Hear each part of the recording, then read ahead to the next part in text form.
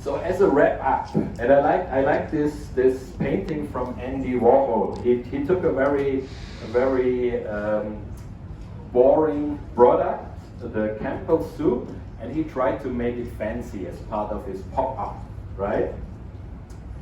As I said at the beginning, before you even think about customer experience or trying to do anything in customer experience, ask yourself, does our company have a culture of care?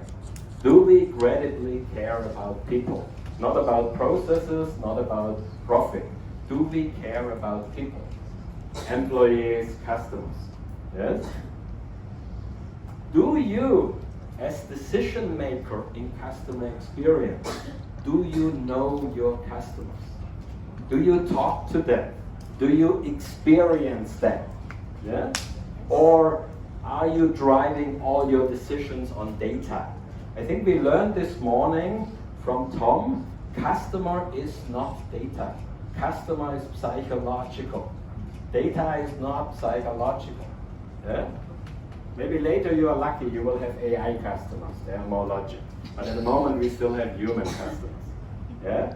So please know your customers, what they feel, what they want, how they want to communicate, how they use the product, and so on. And you cannot do customer experience if you work silent. You need agile project management. So you need people in the company independently from where they work in the process to come together and solve an issue for the customer. Yeah? So you have to make what we call mini projects or pilot projects. Yes? And don't let people silo you from the top. Don't let any director tell you, this is my project, you don't work with me. That's not how it works.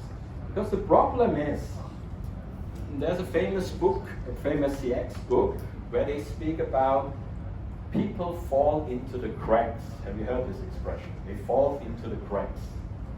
Every time you write a process in your company, it goes from one department to another department. It's called handover, right? Market is in charge of the first part, sales is in part of the second part, product is in part of the third part.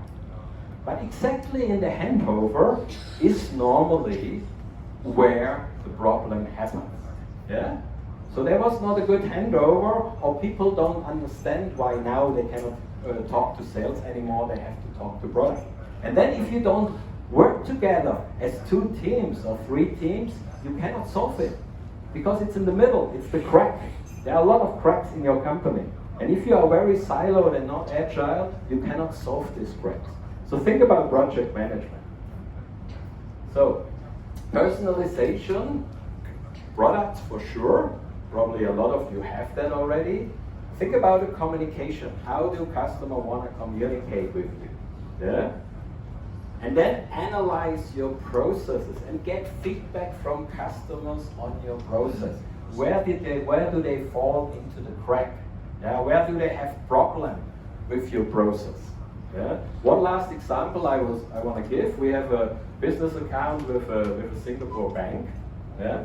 But we physically live in Vietnam, and until last year they have not given us a personal contact in Singapore. So we had, every time we had a problem, we had to call a very expensive call center with a Singapore number out of Vietnam. Yeah? And it took for ages, and the call center agent didn't understand how a foreigner can have an account in Singapore, which is actually a business model of Singapore, by the way, right? I mean, that's how they make money. So this year they solved it finally for us. We were assigned to a branch in Singapore, and my accountant has the WhatsApp and the email of one of the branch managers. That's amazing. And I think they went completely out of their process. Maybe they're even not allowed to do that. I'm not sure. But it doesn't matter. They gave us the WhatsApp and the email of a personal contact in their branch to solve our problem. And of course, the official communication is via email. WhatsApp is just for reminders. Yeah? But it's amazing, from a customer experience, it's amazing. And a lot of banks would do that. Yeah? So we were very happy about it.